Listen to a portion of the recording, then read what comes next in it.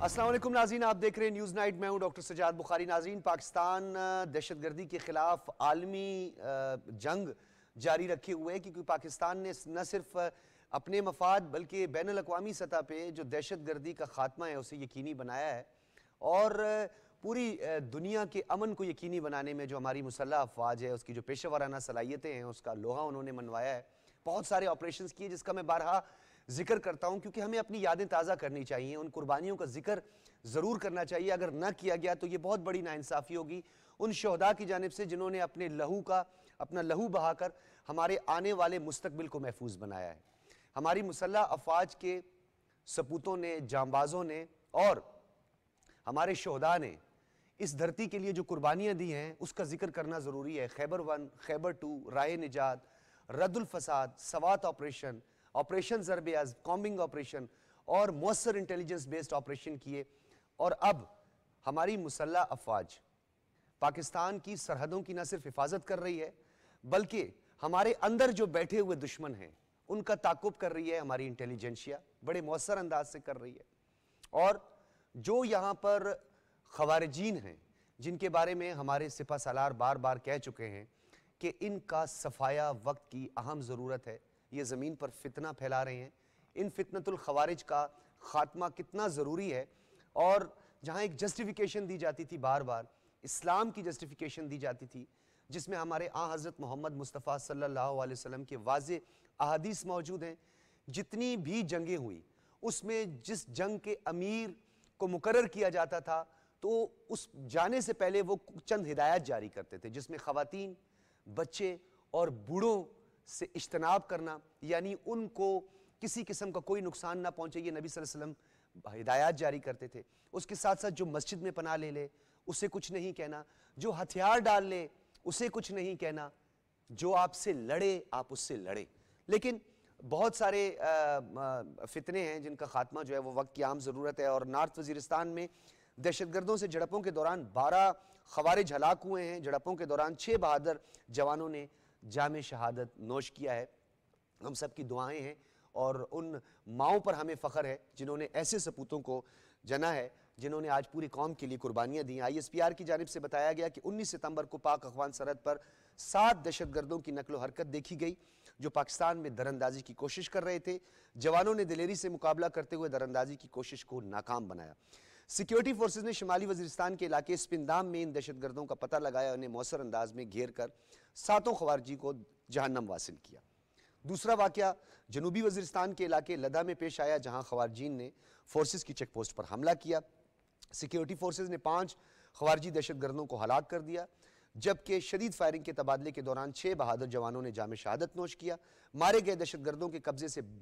बड़ी तादाद में असला और गोला बारूद बरामद हुआ। इस हवाले से हम बात करेंगे। हमारे साथ मौजूद हैं, किसी तारुफ के मोहताज नहीं है, बैनुल अक़वामी उमूर के, सरहदी उमूर के, अफ़गान उमूर के माहिर हैं, सीनियर तज्ज़ियाकार हैं, सहाफ़ी हैं। एहसानुल्लाह टीपू महसूद साहब, बहुत शुक्रिया आपकी तशरीफ़ आवरी का।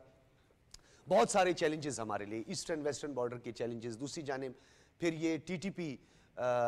जो दोबारा से हमला आवर हुई, हमने बहुत ऑपरेशंस किए, 40,000 लोगों का दोबारा से दाखिला, उसके बाद ये पै दर पै वाक़यात, फिर अनफॉर्चुनेट दोहा में जिनकी हमने सहूलतकारी की, जिनको हमने मदद फराहम की, जिनके $10 बिलियन के लिए हम बैनुल अक़वामी सतह पे गए और हमने कहा इनके जो आपने अकाउंट्स फ्रीज किए हैं उनको अनफ्रीज करें ताकि इंफ्रास्ट्रक्चर को बेहतर किया जाए। वहाँ से वो डायरेक्ट हम पर हमला आवर हुए, हमारी FC पर उन्होंने हमला किया। ये क्या वजूहात हैं, क्या महरक़ात हैं इसके?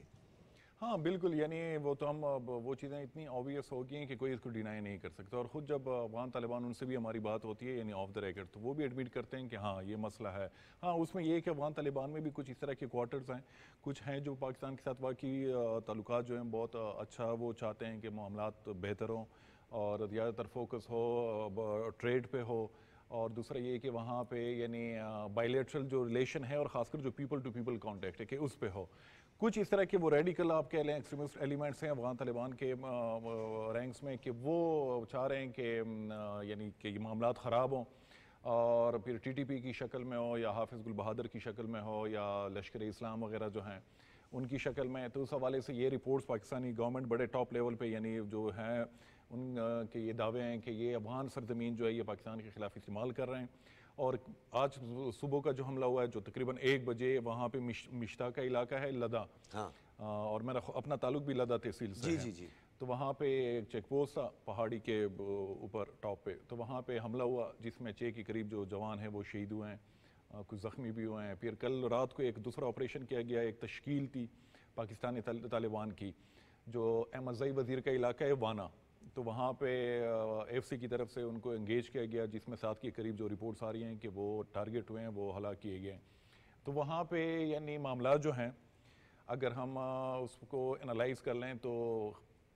قبائلی علاقے میں اور جو جنوبی پختونخوا ہے تو وہاں پہ حالات اچھا مجھے ٹیپو صاحب آپ نے بڑا ایک اہم نکتہ اٹھایا تھا، اور یہ بات سمجھانے کی بھی ضرورت ہے، سمجھنے کی بھی ضرورت ہے ہمارے دیکھنے والوں کے لیے بھی۔ آپ نے کہا کہ طالبان کے اندر ایسے دڑے موجود ہیں، کیونکہ ہم نے ہمیشہ دیکھا ہے کہ ہلمند اور کندھار جو ہے اس کا بڑا اچھا روابط رہے ہیں ماضی میں بھی۔ ملا عمر کی تحریک بھی کندھار سے شروع ہوئی تھی، اور ہمیشہ سے پاکستان کے لیے بڑا ایک اچھا تاثر ان کا رہا ہے، اور بڑا ایک اچھا کوارڈینیشن بھی رہا ہے۔ تو آپ کو لگتا ہے کہ یہ جو عبداللہ اور ناردرن الائنس کی کچھ بقایا جات ہیں جو اب بھی آل انکلوسیو کی شکل میں شامل ہو کر جو ہے وہ یہ سب کر رہے ہیں؟ نہیں، اس میں یہ کہ صرف یہ نہیں کہ جو کندہار فیکشن ہے بلکہ کابل میں بھی، اور یہ لویا جو پکتیا ہے یعنی گریٹر پکتیا ریجن جہاں سے یہ حقانی فیملی جہاں سے بلانگ کرتی ہے، تو وہاں سے بھی یعنی اس طرح کے سینئر، بلکہ میں اگر کہوں کہ کیبنٹ کے جو ممبرز ہیں یعنی منسٹر لیول کے لوگ، تو وہ چاہتے ہیں کہ پاکستان کے ساتھ ہمارے معاملات بہتر ہوں، اور یہ جو موجودہ جو صورتحال بنی ہوئی ہے یہ چیزیں زیادہ نہیں چل سکتی۔ اور ماضی میں بھی طالبان نے ہمیں ہمیشہ سپورٹ کیا، اور فیوچر میں بھی یہ ہوگا کہ پاکستانی سپورٹ کے بغیر، کیونکہ ہمارا بہت زیادہ انحصار ہے پاکستان پہ، تو بہت مشکل ہوگا افغان طالبان کے لیے بھی۔ اس لیے میں ہمیشہ سے میرا اپنا پرسنل یہ موقف یا اسیسمنٹ کہہ لیں کہ پاکستان کو جتنے بھی چینلز ہیں، صرف یہ نہ ہو کہ ہم کائنیٹک ایکشن کے کہ ہاں بس بندوق اٹھائے اور ان کے خلاف لڑنا شروع کر دیں، ڈپلومیٹک ایفرٹس کرنے چاہیے، ان لوگوں کو انگیج کرنا چاہیے پولیٹیکلی۔ اور دوسرا یہ کہ پشتون معاشرے آپ بھی ہوں ہم بھی ہیں، تو وہاں پہ زیادہ تر جو ہماری جرگے ہوتے ہیں ٹریڈیشنل، تو اکثر ایسے مسائل۔ اچھا وانا میں بھی فرنٹیئر کور اور ساؤتھ کی جانب سے قبائلی عمائدین کے ساتھ ایک علماء کرام کا گرینڈ جرگہ منعقد کیا ہے، یہ بڑا ایک اچھا امپیکٹ اس کا ہوتا ہے۔ ہم نے سوات میں بھی دیکھا تھا اس طرح کا ماڈل اڈاپٹ کیا گیا تھا، اور ابھی بھی یعنی وہاں پہ جب یہ معاملات خراب ہوتے ہیں چاہے وہ بنوں کے واقعات ہو، تو اس میں جرگہ جو ہے وہ ہمیشہ جو ریاست کے لیے، ریاست کے بیہاف پہ وہ لوکل لوگوں کے ساتھ مذاکرات کر کے وہ معاملے کو ریزالو کرتے ہیں، اور اگر نہ ہو تو پھر لوئی جرگہ کی طرف، پھر اس کی طرف، اور افغانستان کے ساتھ بھی یعنی یہ صرف یہ نہ ہو کہ یہاں سے یعنی کے پی گورنمنٹ ہو یا فیڈرل گورنمنٹ کے لوگ ہوں یا ہمارے جو سیکیورٹی فورسز ہیں، بلکہ جو قبائلی عمائدین کے جرگے ہیں ان کو بھی موقع ملنا چاہیے کہ وہ اکراس دی بارڈر افغانستان میں جو جرگے ہیں کہ ان کے ساتھ وہ کر لیں، ان کو انگیج کر لیں،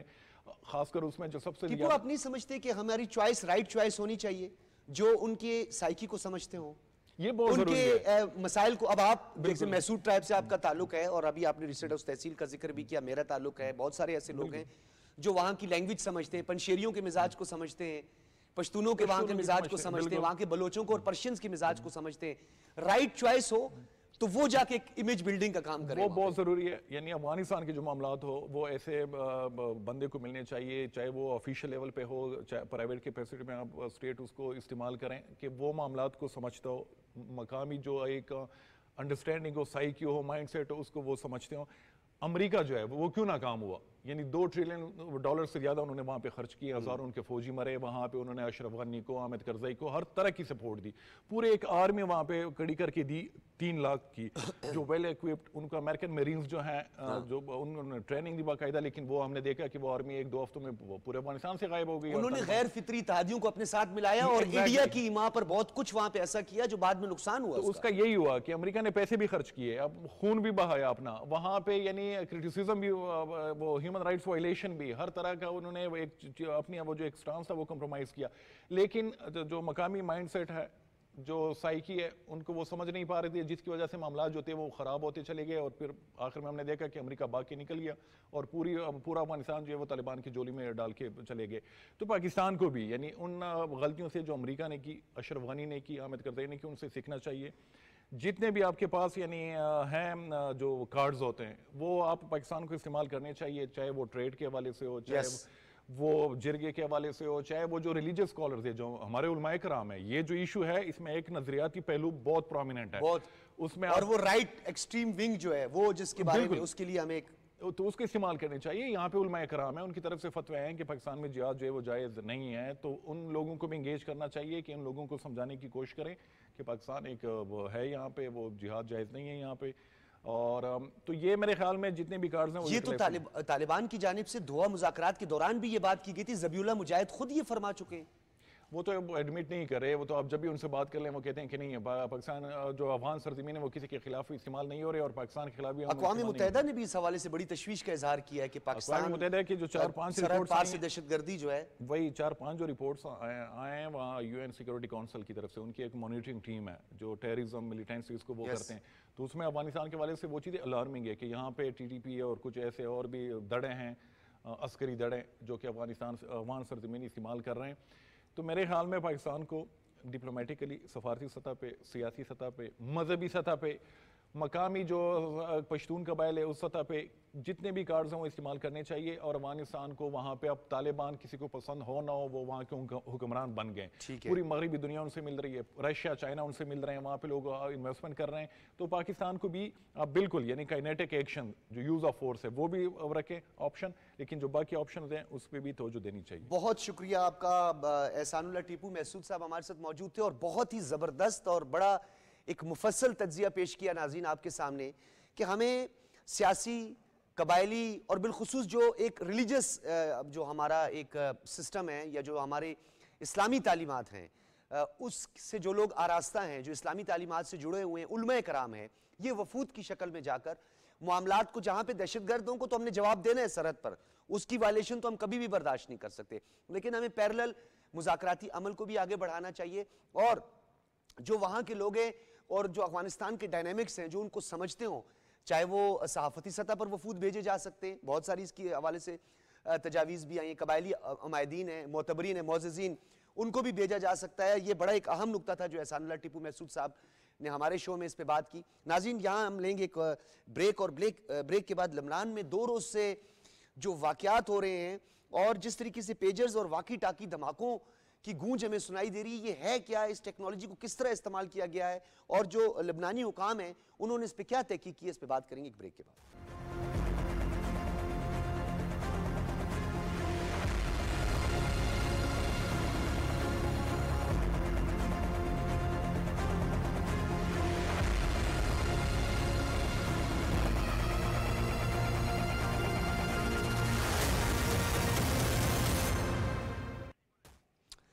ویلکم بیک ناظرین. ٹیکٹیکل ویپنز کی بات کریں, جدید آلات کی بات کریں, یا ہم ویپن آف ماس ڈسٹرکشن کی بات کریں,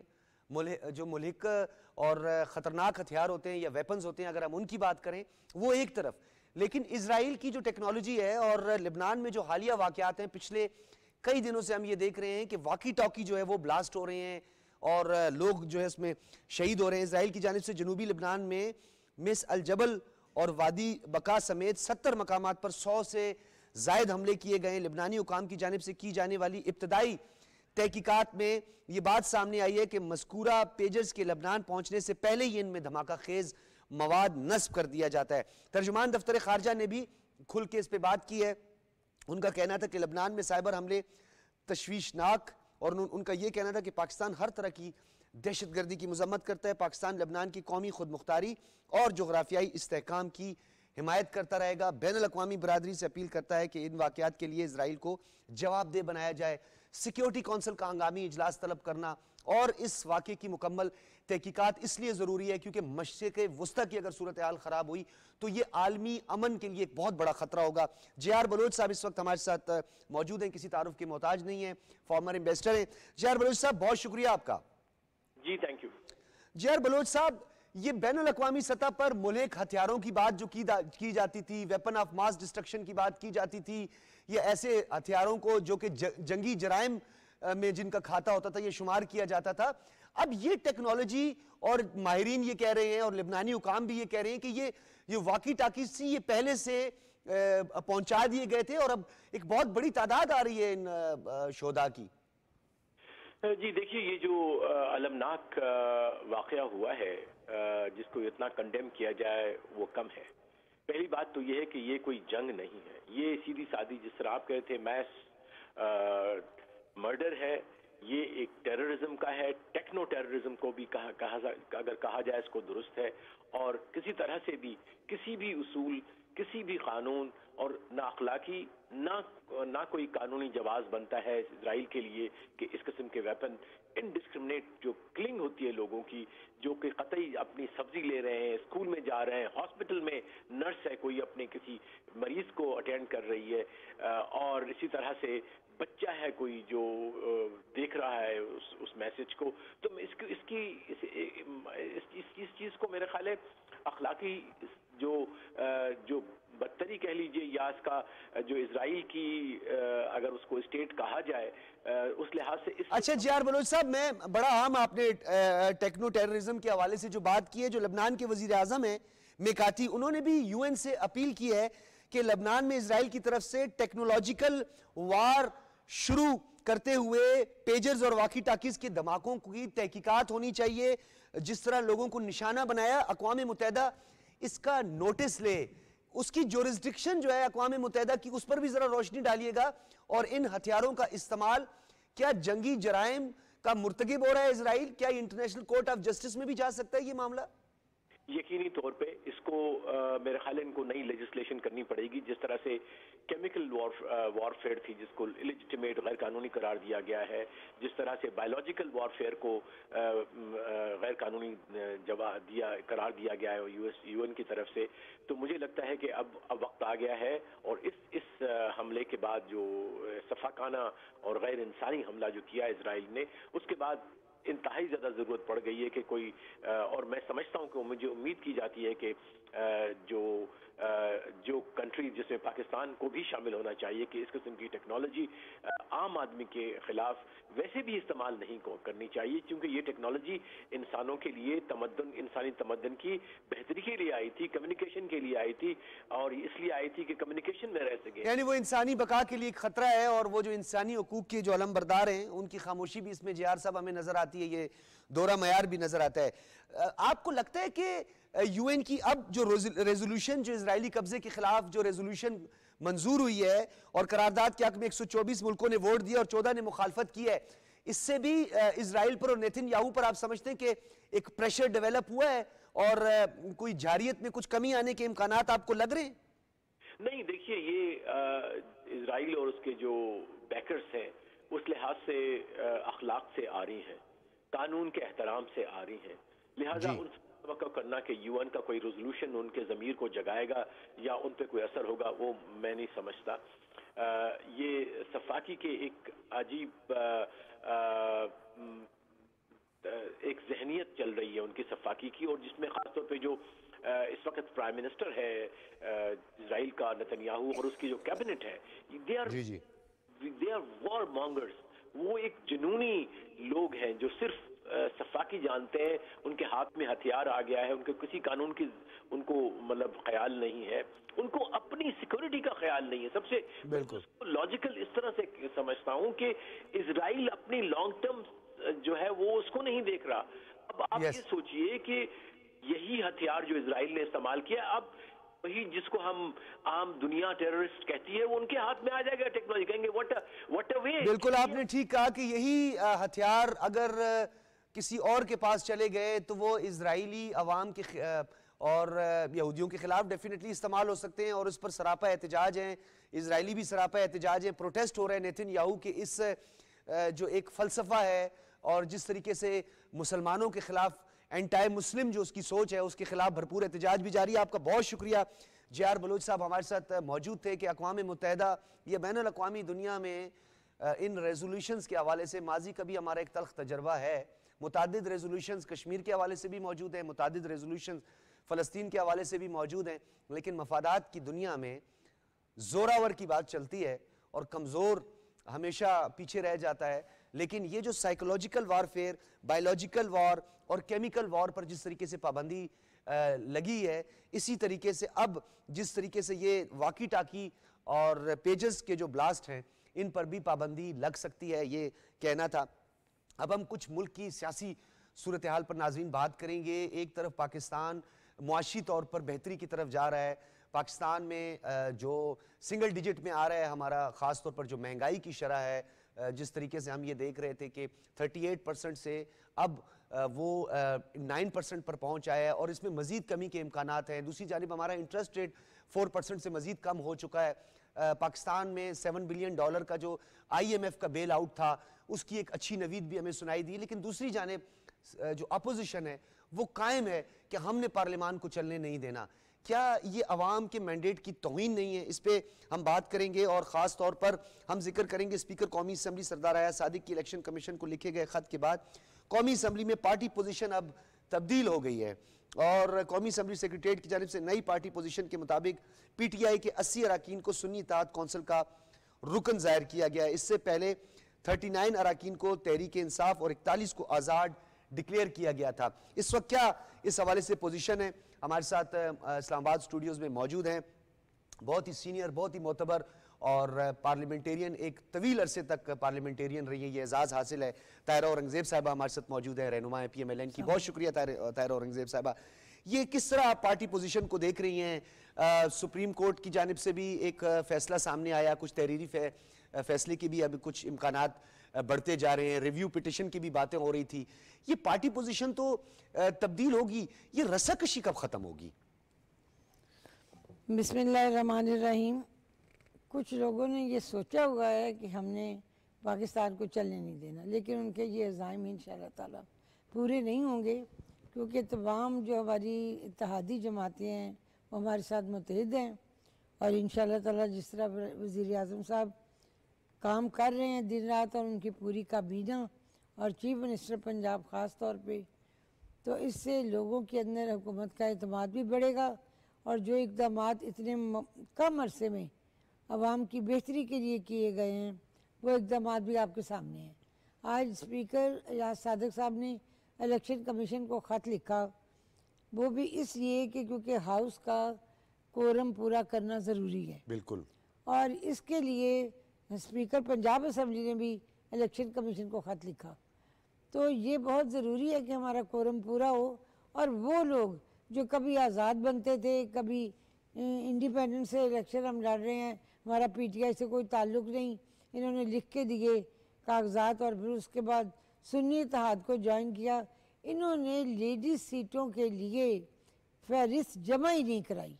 یہ فہرست الیکشن کمیشن میں سنی اتحاد کونسل نے بھی نہیں جمع کرائی. جب انہوں نے یہ جوائن کر لی اور نام دے دیا کہ ہم نے جی سنی اتحاد کونسل سے اب ہمارا تعلق ہے,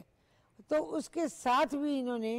عورتوں کی کوئی فہرست لیڈیز کی جمع الیکشن کمیشن میں نہیں کرائی. اور الیکشن کمیشن بار بار کہتا رہا, انہیں یہ کام کرنا کیوں پڑا, کیونکہ انہوں نے اپنی تحریک انصاف کے اندر انٹرا پارٹی الیکشن نہیں کروائے. اگر اور بار بار 2 سال تک کہتی رہی الیکشن کمیشن انہیں کہتا رہا کہ جی یہ آپ کے الیکشن ہیں, آپ کے ہونے چاہیے, انہوں نے اس پہ کوئی غور نہیں کیا. اب ایک وہ غلطی کی, بڑی بلنڈر ماری, خود کو یہ سیاسی جماعت کہتے ہیں. پھر انہوں نے کہا جی ہم تو سنی اتحاد میں ہیں, پھر خواتین کی فہرست جمع نہیں کرائی. اب کہتی ہیں جی یہ سیٹیں ہماری ہیں. مجھے وہ قانون سمجھ نہیں آتا کہ جس کے تحت یہ پارلیمنٹیرینز یہ کہتے ہیں کہ جی یہ سیٹیں ہماری ہیں. اس طرح سے نہیں ہوتا. سنی اتحاد کونسل کے سربراہ خود اپنی نشست جو ہے ان کا علیحدہ معاملہ پڑا ہوا ہے, انہوں نے خود کہا کہ ہم نے ڈیٹیل ہی جمع نہیں کروائی ہے. اور پھر خاص طور پر اقلیت کے حوالے سے بہت سارے سوالات کھڑے ہوتے ہیں. اقلیتی جو ممبرز ہیں, اسپیکر صاحب نے تو اس لیے کہا کیونکہ ہمارے ہاؤس کا کورم پورا ہوگا تو لیجسلیشن میں ہمیں آسانی ہوگی. 179 اب اس وقت آپ لوگوں کی جو پارٹی پوزیشن ہے 2/3 کے قریب اور پھر یہ لیجسلیشن کا عمل بھی بہت قریب ہے. تو میں کیونکہ یہ بڑا اہم ایک موضوع ہے, مولانا صاحب PDM میں آپ لوگوں کے ساتھ رہے ہیں. مولانا صاحب کے جو والد محترم ہیں مفتی محمود صاحب, انہوں نے بھی ہمیشہ آئین کی بالادستی کی ہمیشہ بات کی ہے. مولانا صاحب کہاں پہ آپ کو ڈیڈ لاک نظر آ رہا ہے؟ میں یاد دلاؤں, مولانا مفتی محمود صاحب جب PNA کی تحریک چلی تھی نا قومی اتحاد کی, تو اس میں بھی یہ ہمارے ساتھ. میں یہی آپ کو کہنا چاہتا, وہ تو آپ کے فطری اتحادی ہیں. ڈیڈ لاک کہاں پہ آ رہے ہیں آپ کو؟ آئینی کورٹس یا آئینی عدالتیں, تو وہ تو وقت کی اہم ضرورت ہے. پوری دنیا میں آئینی عدالتیں, دنیا میں 80 ممالک ایسے ہیں, 80 ملک ایسے ہیں جہاں آئینی عدالتیں موجود ہیں. تو پاکستان میں تو اس لیے آئینی عدالت کی بہت ضرورت ہے تاکہ لوگوں کے وہ مقدمات جو برس ہا برس سے فائلوں میں بند پڑے ہیں, جب فیصلہ آتا ہے تو ان کا انتقال ہو چکا ہوتا ہے یا بیچارے پھانسی پہ چڑھ چکے ہوتے ہیں, جب پتہ لگتا ہے یہ بے گناہ تھے, اس انصاف کا کیا فائدہ جب وہ بندہ مدعی موجود ہی نہ رہے. تو اس لیے ہم نے کہا کہ آئینی عدالت, یہ ویسے بھی ہمارا جو وفاقی جمہوریت تھا 2006 میں ہم نے سائن کیا محترمہ بے نظیر بھٹو شہید کے ساتھ محمد نواز شریف صاحب نے لندن میں, تو اس میں یہ شک تھی کہ ہم آئینی عدالتیں قائم کریں. اچھا, اس میں تو بڑی ڈیولپمنٹ بھی ہوئی ہے. صدر مملکت آصف علی زرداری نے پریکٹس اینڈ پروسیجر ترمیمی آرڈیننس پر بھی دستخط کر دیے ہیں. پریکٹس اینڈ پروسیجر ترمیمی آرڈیننس پر عمل درآمد بھی شروع ہو گیا. چیف جسٹس قاضی فائز عیسیٰ نے مقدمات مقرر کرنے کے لیے کمیٹی رکن کی نامزدگی بھی کر دی ہے. جسٹس امین الدین کمیٹی کا حصہ بن گئے. وفاقی وزیر اطلاعات عطاءاللہ تارڑ نے بتایا کہ آرڈیننس سے عدالتی عمل میں مزید شفافیت آئے گی. تو مولانا صاحب کو قائل کیا جانا چاہیے دیگر امور پر بھی کہ جہاں شفافیت کی بات ہو رہی ہے, لوگوں کے فنڈامنٹل رائٹس ہیں, ان کے بنیادی حقوق ہیں, یہ پینڈنسی جو پڑی ہوئی ہے اتنی بڑی, یعنی 60,000 کے قریب 55 سے 60,000 مقادمات ابھی تک پینڈنگ میں ہیں. تو مولانا صاحب تو ہمیشہ سے آئین کی بالادستی کی بات کرتے رہے. ہم نے مولانا صاحب کو یہ آفر بھی دی ہے کہ آپ کی جو کچھ سجیشنز ہیں اس مسودے کو پڑھنے کے بعد جو آپ بہتر سمجھتے ہیں آپ ہمیں بتائیں, وہ ہم شامل کر لیتے ہیں. اور جو آپ کو منظور نہیں ہے, آپ کو محسوس ہوتا ہے کہ یہ صحیح نہیں ہے, ہم ان کو دوبارہ ریویو کر لیں گے. مولانا صاحب نے کوئی بات, مجھے نہیں سمجھ آتی کہ وہ کس بات کی وجہ سے اس مسودے کے اوپر اپنی سجیشنز بھی نہیں دے رہے, کوئی چیز کا اعتراض بھی نہیں کر رہے, بس یہ پریس پہ کہہ رہے ہیں ہمیں یہ منظور نہیں. بھئی کوئی لاجک ہوتی ہے, کوئی بات ہوتی ہے. آپ افہام و تفہیم سے بیٹھے. جزوی رضامندی کی اطلاعات ہم تک پہنچی ہے کہ خواجہ آصف صاحب نے بڑی اچھی بات کہی کہ جن شکوں پہ یہ لوگ راضی ہیں چلیں وہ تو پاس کر لینا, اور جن پہ نہیں ہیں اس پہ مشاورت جاری رہنی چاہیے. بالکل ہو سکتی, تھوڑی بہت امینڈمنٹ ہو سکتی ہے. اور عطاءاللہ تارڑ صاحب نے بڑی اچھی بات کی کہ قانونی نکات جو ہوتے ہیں اس میں ایک ایک نکتے ماہرین بیٹھے ہوتے ہیں, ان کے ساتھ ان چیزوں کو تیار کیا جاتا ہے. اگر مولانا صاحب کے تحفظات ہیں تو اس میں کچھ امینڈ کیا جا سکتا ہے. مجھے تو یہ بھی بڑی حیرت ہوتی ہے کہ ابھی جو ہماری ترامیم تھی وہ کیبنٹ میں پاس نہیں ہوئی, ہاؤس میں لے نہیں ہوئی, اور انہوں نے جا کے سپریم کورٹ میں پٹیشن دائر کر دی کہ جی یہ پاس ہونا نہیں چاہیے, ہم اس کے خلاف ہیں. ابھی تو وہ لیکن کاز آف ایکشن جو ہے وہ بڑا میٹر کرتا ہے, کیونکہ یہ تو اعلیٰ عدالت ہے, وہی بہتر سمجھتی ہے, انہوں نے ہی فیصلہ کرنا ہے. لیکن جب تک کاز آف ایکشن نہیں ہوا تو تب تک تو یہ کیسے انہوں نے جا کے کر دی, یہ تو ان کی عقل کا دیوالیہ نکلا ہوا ہے. نہیں تو وہ عدالتوں میں تو اس سے بھی چلے گئے کہ جی کوئی ہمارے خان صاحب کا فوجی ٹرائل شروع نہ ہو جائے, جبکہ وہ خود فوجی ٹرائل کی 21ویں آئینی ترمیم میں سر فہرست تھے, آگے تھے. اور یہ وہ لوگ ہیں آرڈیننس کے جنہوں نے 37 کے قریب آرڈیننس ایک دن میں پاس کیے, اور جمعے والے دن نماز سارے لوگ نماز پڑھیں گے, اسی پیچھے آرڈیننس ہو رہے سی. اور یہ اب مجھے سمجھ نہیں آتی کہ یہ کیا ان کے مسائل ہیں. اور افہام و تفہیم ہم چاہتے ہیں, صرف مولانا صاحب نہیں بلکہ انہوں نے یہ کہا تھا کہ پی ٹی آئی والوں کے ساتھ بھی میں بات چیت کروں گا, انہوں نے یہ بھی الفاظ کہے. تو ہم تو خود چاہتے ہیں کہ پی ٹی آئی والے بھی اپنی سجیشنز دیں تاکہ ہمیں پتہ لگے ان کے کیا خیالات ہیں اور یہ کس طرح سے ہم نے پاس کرنے کے لیے ان کو ساتھ لے کے چلیں. اچھا, ایک تو سیاست ہے طاہرہ اورنگزیب صاحبہ, آپ نے بڑے نشیب و فراز دیکھے ہیں پاکستان کی جو سیاست ہے اس میں. دیکھیں آپ ہمارے لیے بڑی قابل احترام ہیں اور آپ پارلیمنٹیرین بھی آپ کی بڑی عزت کرتے ہیں. پیپلز پارٹی کو 5 اور جے یو آئی کو 3 مخصوص نشستیں ملنے کے بڑے واضح اور بڑے قوی امکانات اب دکھائی دے رہے ہیں. تو اب تو سمجھ جانا چاہیے نا, دیکھیے مفاد بھی ڈیفینیٹلی سیاسی مفاد سیاسی جماعتوں کو ہوتا ہے, بھلے وہ کبوتر کی طرح آنکھیں بند کر لیں, لیکن اگر ان کو ریزرو سیٹیں مل رہی ہیں تو میرے خیال میں اس پہ کوئی رد عمل نہیں آنا چاہیے. نہیں بالکل نہیں آنا چاہیے, جبکہ وہ قصوروار خود ہیں. سب سے پہلے انٹرا پارٹی الیکشن نہیں کرائی, پھر خواتین کی فہرست جمع نہیں کرائی الیکشن کمیشن میں. اب وہ کلیم کیسے کرتے ہیں, اس بات کی مجھے سمجھ نہیں آتی. انہیں ہوش کے روخے لینے چاہیے, پتہ ہونا چاہیے یہ چیزیں ساری پہلے پلان کر کے کی جاتی ہے, اور وہ خود کو ایک بہت بڑی سیاسی جماعت کے علمبردار کہتے ہیں. تو یہ اس طرح سے تو سیاسی جماعتوں کے کام نہیں ہوتے. وہ لیڈیز کی, اقلیتوں کی, اسپیشل سیٹس کی تمام فہرست اکٹھی جمع کروائی جاتی ہے. اچھا, 2 کسٹوڈین جو ہیں انہوں نے الیکشن کمیشن کو خط لکھا ہے کہ ہمارا تو دونوں کسٹوڈینز جو ہیں ان کے استحقاق بھی ہے اور ڈیفینیٹلی انہوں نے پورا ہاؤس چلانا ہوتا ہے. تو الیکشن کمیشن ایک آئینی ادارہ ہے تو وہ تو پابند بھی ہے. نہیں, یہ بڑی دیر سے سیٹیں خالی پڑی ہیں, ہاں, جو کہ پارلیمنٹ کے اندر ان لوگوں کو آنا چاہیے ان سیٹوں پہ. بالکل آنا چاہیے, بھلے وہ کسی پارٹی کی ہو لیکن آنا چاہیے. اچھا, مخصوص نشستوں کے حوالے سے جمہوری عمل پارلیمنٹ کی خود مختاری اور ہمارے جمہوری نظام کی بنیاد ہے, یہ اسپیکر پنجاب اسمبلی نے کہا ہے. تو یہ جو بار بار سیاسی جماعتوں کی جانب سے جو یہ دعویٰ کیا جاتا ہے کہ ہم تو پاکستان کی سالمیت، خود مختاری اور آئین کی بالادستی کی جنگ لڑ رہے ہیں، تو یہ آئین کے ساتھ مذاق نہیں ہو رہا پھر؟ یہ جو امینڈمنٹس آ رہی ہیں یہ پارلیمنٹ کا کام ہے، اور یہ 25 ترامیم اگر اس کانسٹیٹیوشن میں ہو چکی ہے تو یہ 26 بھی ہیں، 25 میں غالباً ہوتی جب ہم نے فاٹا کو ضم کیا تھا، تو یہ 26 بھی ہیں، تو یہ ایک آئینی ترمیم ہی تو ہے۔ پارلیمنٹ کا کام ہے قانون سازی، قانون بنانے، ان میں یہ کوئی قرآنی صحیفے نہیں ہوتے، یہ ہم ہی لوگوں لیجسلیٹرز کا کام ہی لیجسلیشن کرنا ہے۔ تو پھر مجھے سمجھ نہیں آتی یہ کیا چاہتے ہیں کہ یہ جس طرح سے انتشار ملک کے اندر پھیلانا چاہتے ہیں، کیا پارلیمنٹ کے اندر بھی اسی طرح یہ کریں گے؟ 4 سال انہوں نے کچھ نہیں کیا، جو گزشتہ 4 سال گزرے، چور چور ڈاکو ڈاکو چور چور ڈاکو چورن یہی ہے نا، اور کیا چورن دینا ہے؟ دیکھیں پرفارمنس نہیں ہے نا، دیکھیں طاہرہ اورنگزیب صاحبہ جب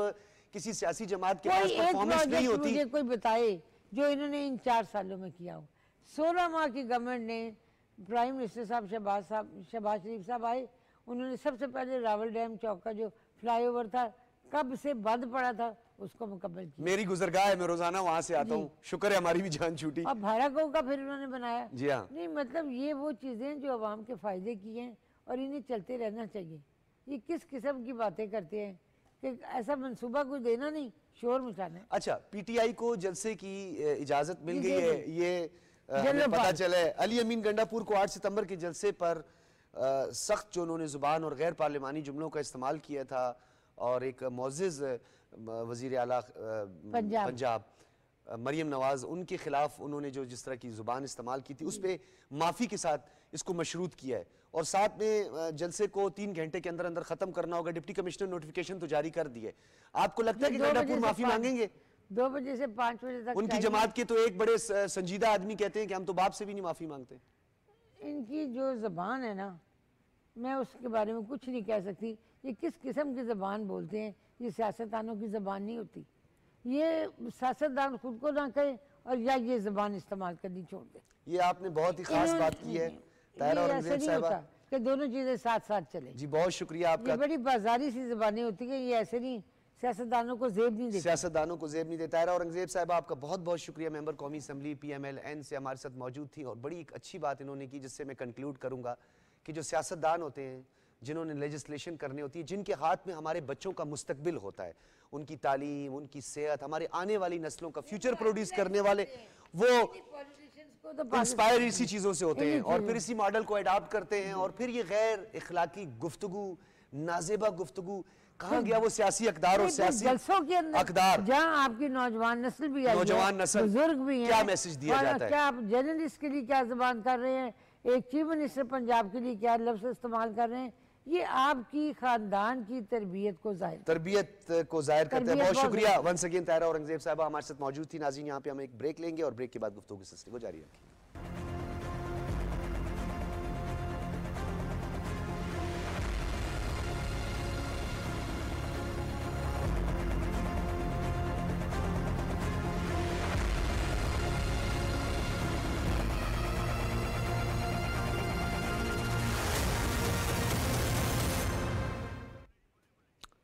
ویلکم بیک ناظرین، ہم ان مخصوص نشستوں کی بات کر رہے تھے الیکشن ایکٹ پر عمل درآمد کی صورت میں 23 مخصوص نشستیں نون لیگ، پیپلز پارٹی اور جے یو آئی کو ملیں گی، مسلم لیگ نین کو 15، پیپلز پارٹی کو 5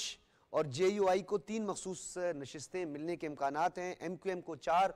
نشستیں ملنے کے امکانات ہیں، اور یہ جو کسٹوڈینز ہیں، یعنی ہمارا جو سپریم قومی اسمبلی ہے، اس کے ساتھ ساتھ پنجاب اسمبلی کے اسپیکر، انہوں نے بھی لکھ دیا، اور اسپیکر سندھ اسمبلی اویس قادر شاہ نے بھی الیکشن کمیشن کو خط لکھ دیا، جس کا متن سامنے آیا ہے۔ اس کے مطابق ترمیم شدہ الیکشن ایکٹ نافذ العمل ہے، اور الیکشن کمیشن کی قانونی ذمہ داری ہے کہ پارلیمان کی قانون سازی کا احترام کرے۔ یعنی اب 3 کسٹوڈینز جو ہیں انہوں نے بھی لکھا ہے، لیکن خیبر پختونخوا کے اسپیکر بابر سلیم سواتی نے چیف الیکشن کمشنر سے مطالبہ کیا کہ وہ سپریم کورٹ کے فیصلے کی روشنی میں مخصوص نشستیں الاٹ کرے۔ لیکن دوسری جانب یہ 3 کسٹوڈینز قومی اسمبلی کے اسپیکر ہیں، سندھ اسمبلی کے اسپیکر ہیں، اور پنجاب اسمبلی کے اسپیکر ہیں۔ اس پر ہم بات کریں گے، ہمارے ساتھ موجود ہیں سبین غوری اور ڈاکٹر شازیہ سمرو، آپ دونوں اراکین اسمبلی ہیں قومی اسمبلی کی، اور مخصوص نشستوں کے حوالے سے آپ سے بات کریں گے۔ سبین، میں آپ کی طرف آؤں گا، یہ بتائیے گا کہ کس طرح دیکھ رہی ہیں آپ کہ لیجسلیشن کرنا یا قانون سازی کرنا یہ پارلیمان کا کام ہے، اور کسٹوڈینز آف دا ہاؤس جو ہیں انہوں نے یہی خط الیکشن کمیشن کو لکھا ہے جو کہ ایک آئینی اور خود مختار ادارہ بھی ہے، لیکن اس نے جو قانون سازی ہے اس کا احترام کرنا ہے، یہ خط کا متن بھی آیا ہے اسپیکر سندھ اسمبلی کا۔ جی بالکل ایسے ہی ہے سجاد، بات یہ ہے کہ ظاہر سی بات ہے جو پارلیمنٹیرینز ہیں ان کا کام ہے لیجسلیشن، اور قومی اسمبلی جو ہے ایوان بالا اس کی بھی اپنی ایک اہمیت ہے، اور جو اس کا ایکٹ ہے وہ سپریم ہے۔ اگر ایکٹ کے تھرو کوئی چیز جو ہے وہ آپ امینڈ کرتے ہیں اور اس کو قانون کا حصہ بناتے ہیں تو میرے خیال میں تمام اداروں کو آئین کے مطابق اس کو فالو کرنا جو ہے وہ لازمی ہے۔ تو اسی حوالے سے اسپیکر صاحب نے ایک خط لکھا ہے الیکشن کمیشن کو، کیونکہ جب یہ فیصلہ آیا تھا اس کے بعد 7 اگست کو جو ہے وہ ایکٹ کے تھرو ایک امینڈمنٹ کی گئی ہے جس کے حساب سے کوئی بھی جماعت جو ہے جس نے اپنی فہرستیں جمع نہ کرائی ہوں، جیسا کہ آپ کے علم میں ہوگا کہ جب بھی جو ہے وہ پیپرز جمع ہوتے ہیں، نامینیشن فائل ہوتی ہیں، تو تمام جماعتیں اپنی مخصوص نشستوں کی، چاہے وہ اقلیت کی ہوں چاہے وہ خواتین کی مخصوص نشستیں ہوں، اس کی فہرستیں بھی ساتھ ہی ساتھ جمع کرا دیتی ہیں، اور جو بعد میں انچینجبل ہوتی ہیں اور اسی میں جو ہے وہ پھر اس کی جو نمبرنگ ہوتی ہے اس کے حساب سے سیٹیں الاٹ کی جاتی ہیں۔ تو ایک تو اس ایکٹ کے حساب سے جو ہے وہ آپ کسی اور کو جس نے فہرستیں جمع نہ کرائی ہوں، ایسی کوئی بھی سیاسی جماعت جو ہے وہ سیٹیں حاصل کرنے کے لیے جو ہے وہ ممکن نہیں ہے اب اس کے لیے۔ ساتھ ہی ساتھ جو ہے وہ جب ہم پیپرز اپنے نامینیشن فائل کرتے ہیں تو ہم جو ہے وہ ایک بیان حلفی جمع کراتے ہیں، اور تمام لوگوں پہ وہ لازمی ہوتا ہے، اس کے بغیر آپ کے پیپرز جو ہیں یا آپ کے نامینیشن فائل نہیں ہوتی ہے۔ تو اس ایکٹ کے تحت اس میں بھی یہ چیز مینشن کی گئی ہے کہ کوئی بھی جماعت جو ہے یا کوئی بھی رکن جو ہے وہ 2 دفعہ بیان حلفی جمع نہیں کرا سکتا، نہیں ظاہر سی کروا بات ہے سکتا، وہ بیان بالکل۔ حلفی ہے، تو ایک دفعہ وہ جمع کرا چکے ہیں اور ایک پارٹی میں داخل اچھا ہو چکے ہیں، اس کو یہ اس بتائیے کے لیے گا اپنی سبین، جی یہ بتائیے گا کہ سپریم کورٹ کا تفصیلی فیصلہ جو ہے وہ بھی جاری ہو سکتا ہے، اس کی بھی بات ہو رہی ہے، بازگشت ہے، ریویو پیٹیشن کے حوالے سے بھی بات کی جاتی ہے، لیکن جو امینڈمنٹس ہوئی ہیں اس سے پہلے جو امینڈمنٹس ہوئی ہیں اس حوالے سے بھی کچھ معاملات ایسے ہیں جن کے بارے میں یہ کہا جا رہا ہے کہ وہ بھی عدالت عظمیٰ تک جا سکتے ہیں، سپریم کورٹ تک جا سکتے ہیں، لیکن جو میرا نقطہ ہے وہ یہ ہے کہ کیا اس کی ایگزیکیوشن جو ہے وہ آپ کو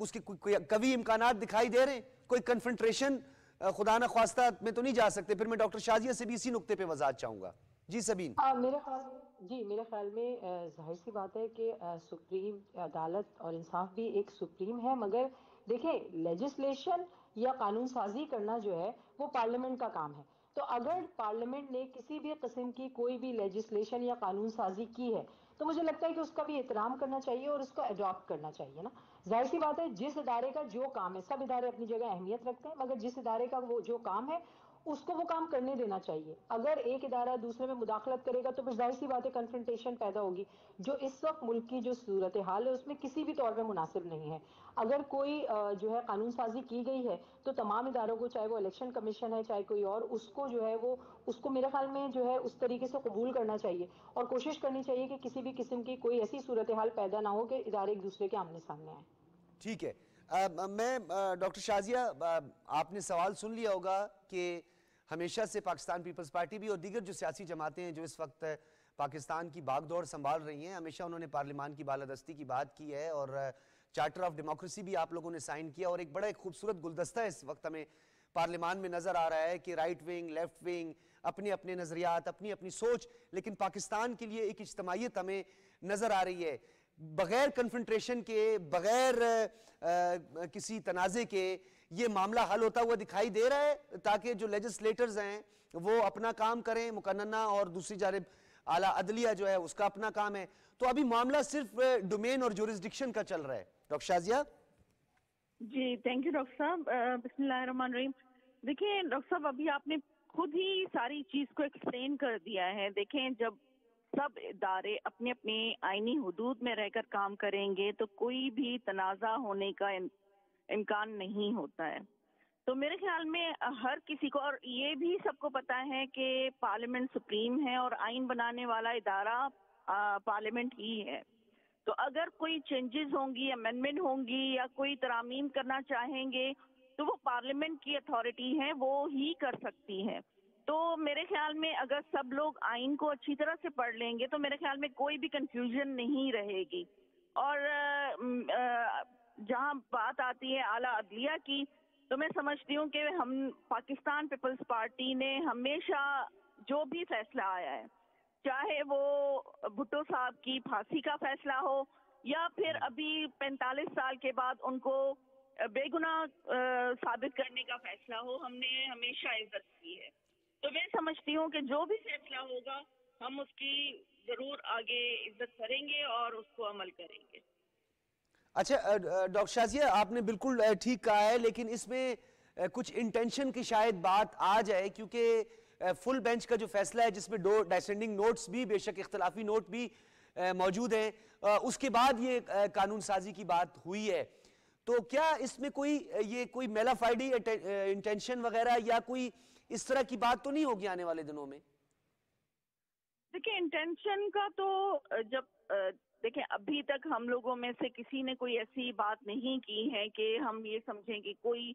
غلط انٹینشن سے کوئی کام کر رہا ہے. ہاں فیصلہ آنے دیں، جب فیصلہ آئے گا اس کے اکارڈنگلی ہی بات ہوگی. یہ قبل وقت ہوگا کہ ہم کوئی بات پہلے سے ہی اپنی ایک بات کر لیں اور اس پہ جو ہے ہو سکتا ہے وہ فیصلہ نہ ہو جو ہم نے انٹینشن کریٹ کی ہوئی ہے، فیصلہ اس کے اگینسٹ ہو، اور ہو سکتا ہے جو غلط ایک پہلے ہی میں یہ بات کلیئر کرنا چاہوں کہ ایک آئینی ترامیم کے اوپر شبہات جو ہے، شکوک اور شبہات جو ہے وہ پہلے سے ہی مائنڈ میں چل رہے ہیں لوگوں کے،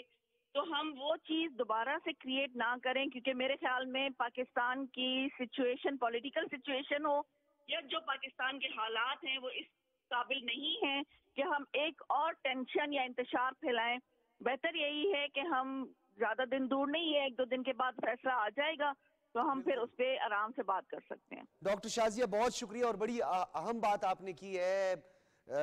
بالکل آپ نے ٹھیک کہا ہے. سبین میں چاہوں گا اسے ذرا کنکلوڈ کیجئے گا. ڈاکٹر شازیہ نے بڑی اچھی بات کی. تو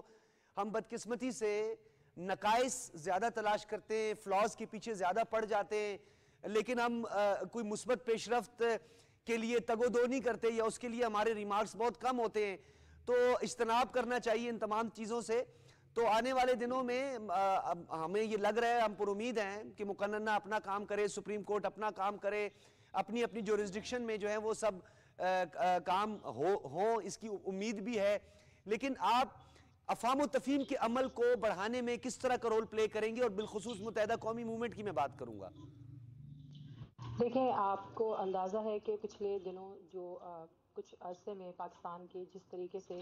تیزی سے جو ہے بدلتی ہوئی صورتحال ہے اور بڑی مشکل سے اس کو کنٹرول کیا گیا ہے، اور پچھلے 6 مہینے میں جو اتحادی جماعتیں انہوں نے پوری کوشش کی ہے کہ حکومت کو سپورٹ کیا جائے. تو میرے خیال میں جو بھی ادارے ہیں ایک تو ان کو اپنا کام کرنے دینا چاہیے. اگر کوئی آئین قانون بنایا گیا ہے تو اس کے اوپر عمل کرنے دینا چاہیے. کسی کی بھی پہلے سے میلیفائڈ انٹینشنز تو آپ نہیں مارک کر سکتے نا. میرے خیال میں اس میں بہتر اسی بات کی ہے کہ ہر کوئی اپنا اپنا کام کرے اور دوسرے ہر ادارہ جو ہے نا وہ اپنی لمٹس جو ہے نا وہ اس کے اندر رہ کے کام کرے. ابھی ہمارے پاس ہو یہ رہا ہے کہ ہر کوئی جو ہے وہ دوسرے کے کام میں مداخلت کر رہا ہے. اور یہ بات میں دوبارہ دہرانا چاہوں گی کہ ظاہر سی بات ہے ایوان بالا جو ہے اس کا کام ہی لیجسلیشن ہے. تو اگر انہوں نے کوئی لیجسلیشن کہی ہے تو میلافائڈ انٹینشنز ہی تلاش کرنا. جیسا کہ آپ کو پتا ہے کہ اس وقت اپوزیشن کی جماعتیں جو ہیں وہ کسی بھی قسم کی جو ہے وہ اسی ٹرم کا استعمال کرے گی اور کر بھی رہی ہے کہ اس میں ایک میلافائڈ انٹینشن دوسرا ان کا تو کہنا یہ ہے کہ جی بالکل وہ یہ کہتے ہیں کہ اگر آپ جو ہے وہ ابھی ہم آپ کے ساتھ بیٹھنے کے لیے تیار ہیں، آپ جو ہے وہ ہمارے بانی کو باہر نکالیں. تو اس طریقے کی جو ہے وہ باتیں کرنا یا چیزوں کو اس طریقے سے ملائن کرنا، میرے خیال میں کسی طریقے سے بھی اس وقت نہ ملک اس کا متحمل ہے نہ ہم لوگ اس کے متحمل ہیں. اور تھوڑا سا جو ہے وہ اپوزیشن کی جماعتوں کو بہت شکریہ آپ کا بہت شکریہ. ممبر قومی اسمبلی متحدہ قومی موومنٹ سے ہمارے ساتھ موجود ہیں کہ پاکستان اس کا متحمل نہیں ہو سکتا. اور ناظرین، کیونکہ پاکستان میں جو قداور شخصیات ہیں، ایوان بالا کی جو نمائندگی کر رہے ہیں، جو ہاؤس آف فیڈریشن کی نمائندگی کر رہے ہیں، کسٹوڈین آف دا ہاؤس ہیں، بڑا اچھا رول پلے کر رہے ہیں. اور اس وقت ہمیں نظر بھی آ رہا ہے اسپیکر ایاز صادق نے جس جواں مردی کا مظاہرہ کرتے ہوئے پارلیمان کو بہتر بنانے کے لیے اس کے استحقاق، اس کے اندر جو قوانین ہیں اور خاص طور پر پارلیمانی روایات کو برقرار کرنے کے لیے جو کمیٹی قائم کی، وہ بڑا اچھا جیسچر تھا. پھر جس طریقے سے انہوں نے مختلف ایسے فیصلے کیے جس سے تمام جو اپوزیشن ہیں ان کو بھی اس کا بڑے پازیٹیو جیسچر تھا. Deputy chairman senate Saidal Khan ناصر کا ذکر ہم کریں گے. انہوں نے مسلم لیگ نون کے رہنما خواجہ سعد رفیق سے بڑی ایک اہم ملاقات کی ہے اور ان کی خوش دامن کے انتقال پر افسوس کا اظہار کیا, کیونکہ سیدال خان ناصر صاحب جو ہیں ان کی خوش دامن کا پچھلے دنوں انتقال ہوا تھا اور دونوں رہنماؤں نے ملک کی سیاسی اور اقتصادی صورتحال پر بھی گفتگو کی ہے. Deputy chairman senator Saidal Khan ناصر نے کہا ہے کہ ملک کی معاشی, سیاسی اور سماجی حالات کو بہتر بنانے کے لیے تمام سیاسی جماعتوں اور اسٹیک ہولڈرز کا فرض بنتا ہے کہ وہ ملک کے مفاد اور عوام کے ریلیف دینے کے لیے ایک صفحے پر اکٹھے ہوں. یہ بڑا ایک اہم نکتہ ہے. اجتماعی مفادات کو تحفظ دینے کے لیے, عوام کو ریلیف پہنچانے کے لیے کہ اتحاد و اتفاق کا جو عمل ہے اس کو آگے بڑھانا چاہیے اور انہوں نے یکجہتی کی بات کی ہے, مشترکہ لائے عمل اپنانے کی ضرورت پر زور دیا ہے. Deputy chairman senate Saidal Khan ناصر نے سیاسی جماعتوں کو ملک اور عوام کی ترقی اور خوشحالی کے لیے موجودہ حکومت کا ساتھ دینا چاہیے اور ساتھ میں انہوں نے بڑی ایک اہم بات کی ہے سیدال خان ناصر نے کہ ایوان بالا جو ہاؤس آف فیڈریشن ہے جس میں تمام اکائیوں کو یکساں نمائندگی حاصل ہے اور ملک میں کے مفاد کے بہترین مفاد کے لیے مؤثر قانون سازی کا عمل آگے بڑھایا جائے. یعنی انہوں نے لیجسلیشن کے حوالے سے تمام تر تعاون کا یقین دلایا ہے کیونکہ جو ایوان بالا ہے ڈیفینیٹلی سپیریئر ہے, قانون سازی ہونی ہے اور اس قانون سازی کے عمل میں ایوان بالا کو نظر انداز نہیں کیا جا سکتا اور ہاؤس آف فیڈریشن مضبوط اکائیوں کے لیے ایک اسٹرانگ یعنی صوبوں کی مشاورت کے لیے اور ان کے لیے جو ایوان بالا کا جو رول ہے ہاؤس آف فیڈریشن کا اس میں انہوں نے اس بھرپور نمائندگی کا ذکر بھی کیا ہے, ایکویلٹی کا بھی ذکر کیا ہے کہ وہ بھی وقت کی اہم ضرورت ہے. ناظرین گفتگو کو یہاں پہ اختتام کی جانب بڑھاتے ہیں. پروگرام نیوز نائٹ کا فیڈ بیک ضرور دیجیے گا. اجازت دیجیے, اللہ حافظ.